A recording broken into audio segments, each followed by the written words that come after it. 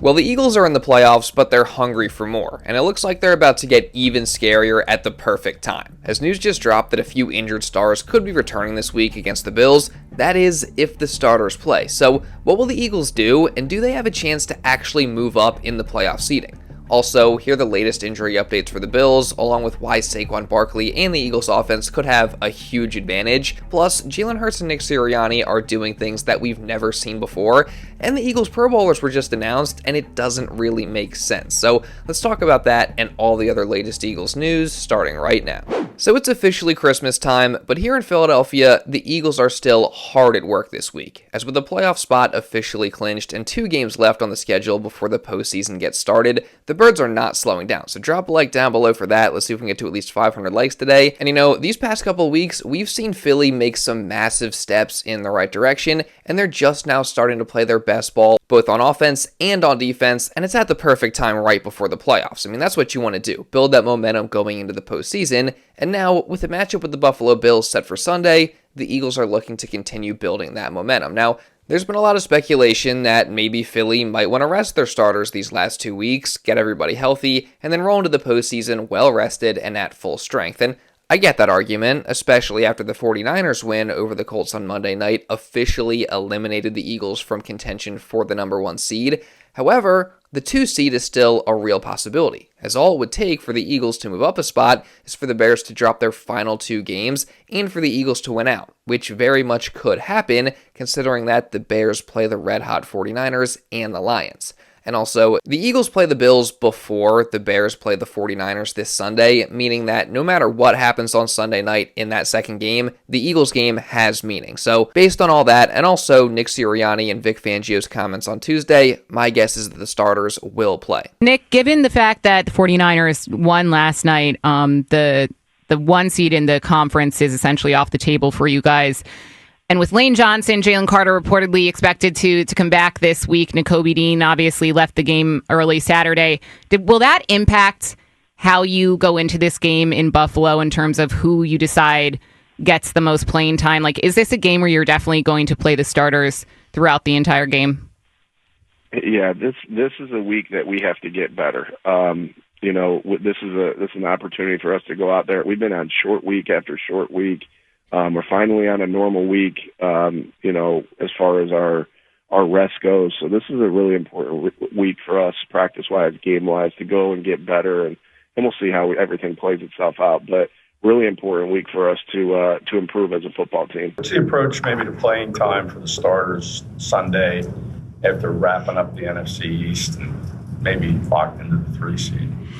We're going full steam ahead. So no surprise there. Sirianni kind of danced around it while Vic Fangio was much more direct. But again, it does seem like the starters will play against the Bills. And I think that's the right move. I mean, to get the 2 seed would be absolutely huge because it gets you at least 1, potentially 2 more home games in the playoffs, assuming you make it that far. But regardless of the seeding, the Eagles have just been building momentum these past few weeks, and I would hate to see that interrupted by resting the starters for these last 2 games. So again, it seems like the starters will play in Buffalo on Sunday. And that potentially includes both right tackle Lane Johnson and defensive tackle Jalen Carter, as Adam Schefter released a report early Sunday morning that both Johnson and Carter are expected to return in time for Sunday's game up in Buffalo, after each of them have of course missed significant time, which, obviously that is great news. And the good news carried into Tuesday, as the Birds were out on the practice field for the first time this week, and Jalen Carter was in fact out there, and Vic Fangio confirmed that the hope is to have Carter active this week. Speaking of Jalen, what are your expectations in terms of his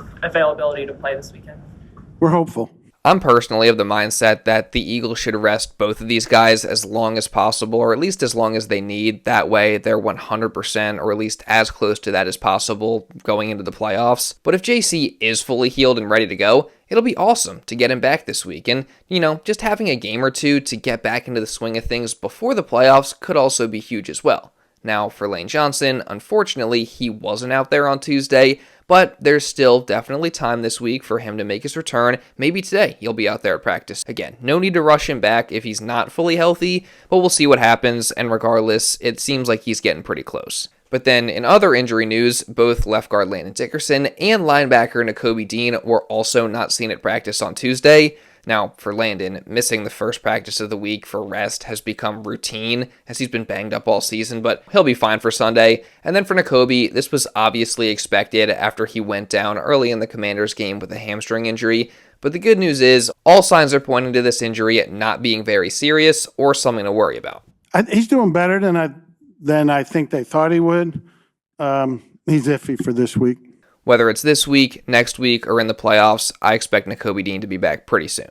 As for the Bills, though, they're also dealing with quite a few injuries of their own, as the list of players that missed practice for them on Tuesday included defensive tackle Jordan Phillips, kicker Matt Prater, safety Jordan Poyer, defensive tackle Daquan Jones, tight end Dalton Kincaid, defensive back Cam Lewis, and defensive end Joey Bosa. Plus, guys like linebacker Shaq Thompson and last year's MVP Josh Allen are also dealing with injuries of their own that they suffered in the win over the Browns this past week, although it seems like they are going to play. But, obviously, we'll see how things play out with all these guys throughout the week. My gut instinct is that most of them probably will play, with a few exceptions. But, we'll see. And either way, whether some of these key guys like Jordan Poyer, for example, are in or out of the lineup, I think it's worth noting that the Bills' defense has struggled mightily against the run this season, as they rank 30th and give up just over 144 yards per game on the ground. And they just gave up 160 yards rushing to the Browns last week. And that plays right into the hands of Saquon Barkley and the Eagles, as they've finally figured out how to run the football here late in the season, as in the month of December, Barkley ranks second in the NFL in rush yards, third in yards per carry, third in rush touchdowns, first in first down rushes, first in yards after contact, first in 5+ yard rushes, and second in explosive rushes. So I'd expect a healthy dose of Saquon Barkley, along with Tank Bigsby and Jalen Hurts running the ball on Sunday, especially considering it looks like there's going to be heavy winter conditions in Buffalo for this one, as the weather forecast is calling for some very strong winds, along with some possible snow. So it seems like we could have a pretty cool atmosphere here for this game, and the Eagles' rushing attack is going to have to be a big part of things for the Birds to get the win. Also, in regards to that rushing attack, it's worth noting that right guard Tyler Steen will not be suspended for his part in the massive Eagles vs. Commanders fight on Saturday, which is really important and also awesome. I mean, this dude Steen was literally taking on the entire Commanders defense, which was pretty funny to see. Staying on the offensive line, though, I do think we have to call out the fact that just because the run game has been getting going, that doesn't mean that everything has been perfect there. Now, I will say this, huge shout out to Fred Johnson for being a more than adequate replacement for Lane Johnson since he's went out. I mean, he's only allowed 1 sack and no QB hits since he's been the starter, so shout out to him. But things haven't been as smooth for both Landon Dickerson and Cam Jurgens. I mean, they've both been banged up all year after getting hurt late last season, and they just haven't looked the same this year. And Jurgens in particular has honestly been a liability at times this season. I mean, just look at Saquon Barkley's 48-yard run on Saturday. Cam completely blew his assignment, but Saquon just made a great play. And this isn't the only play like this from Cam this year. Now, again, I think part of it was because he's been hurt, all year and all offseason, but still, he's got to be better next year. Still, though, that somehow didn't stop him from being named as a Pro Bowler, as the Eagles have 5 Pro Bowlers this year, with Jurgens being the only guy on offense, and then the others being Jalen Carter, Zach Bond, Quinyon Mitchell, and Cooper DeJean. And I gotta say, this is just a weird group. I mean, some I agree with, but there's just no way that Cam Jurgens deserved to make the Pro Bowl this year. He might be the worst offensive starter for the Birds this season, yet he's the only one to make a Pro Bowl. That just makes no sense to me. And then Jalen Carter, he's obviously great. He's an amazing player. Don't get me wrong. I love JC, but he's missed some time this year. And when he was playing, he's just not been at his best because he's been dealing with those shoulder injuries. And I, along with many other Eagles fans, think that instead, it should have been Jordan Davis, as he's been statistically one of the very best defensive tackles in all of football this year. So, I think he was very well deserving, and him not making it while Carter did is a pretty big snub in my eyes. Jordan Davis go about his business right now because he's becoming a dominant player. Watch what he does to Samuel Cosme right here. Watch him control the gap. That's his gap. Control it, and then Krosky Merritt wants to go in there. He's going to get swallowed up quickly. Down the goal line, there's no more important place to defend your gap than right here. Same play. Here it is. Total control of the gap, then gets off it and crushes Krosky Merritt right there and keeps him out of the end zone. All right? Now, here we go inside. All right, here comes Biotish. All right? Paul, there we go. Just gets swallowed up right there. Rodriguez swallowed up. And then the negative plays are happening. The plays behind the line of scrimmage. Watch this quick twitch outside swim right here. Bam. There he is in the B gap and takes down Rodriguez right there for a 3-yard loss. That 3rd and 1 became 4th and 4, right? The numbers are starting to add up. The guy's got 65 tackles this year. Played 60% of the snaps on Sunday. Controlling the middle right here. Look at this. Look at this twist right here. Inside. Man, he is crushing the middle of this defense the last 3 weeks right now. The numbers are adding up. The tackle for losses, the sacks, the passes defense at the line of scrimmage. Jordan Davis has arrived. I'm sure you must believe that Jordan Davis should have been included. He should have, for sure. I think they need to form a committee for the Pro Bowl.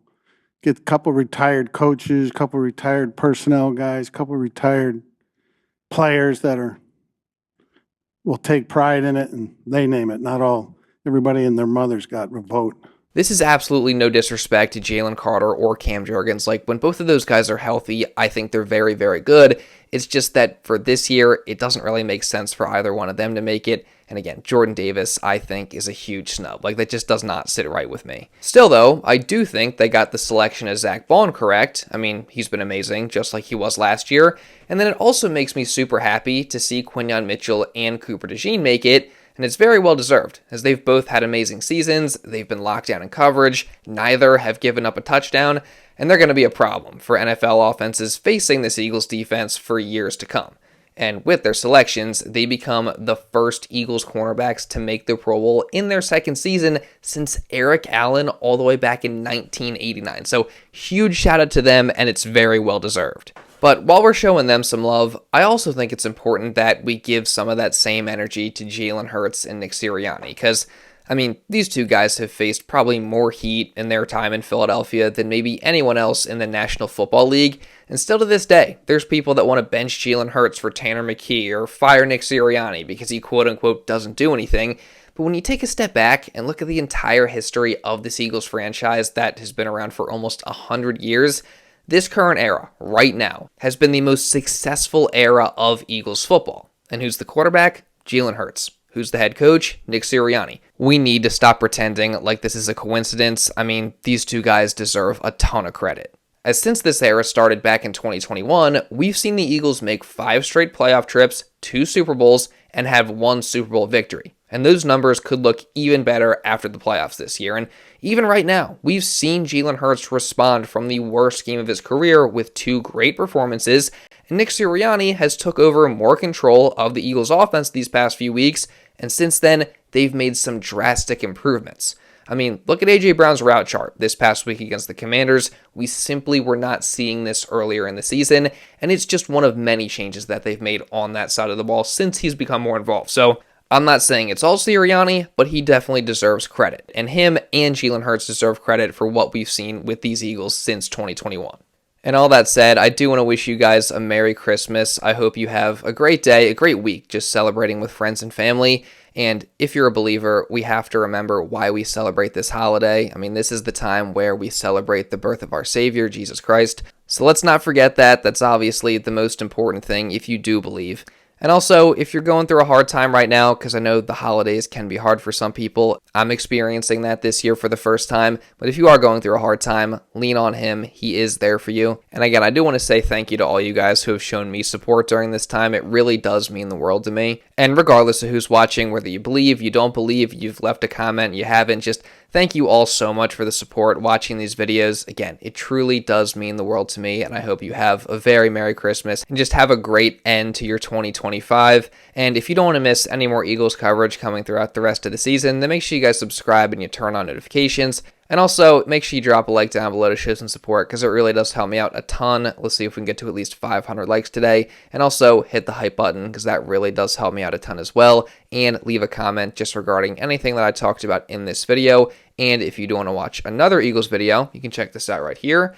And now with all that being said, that's pretty much all I got for this one, guys. So thank you all so much for watching, and I'll see you in the next video.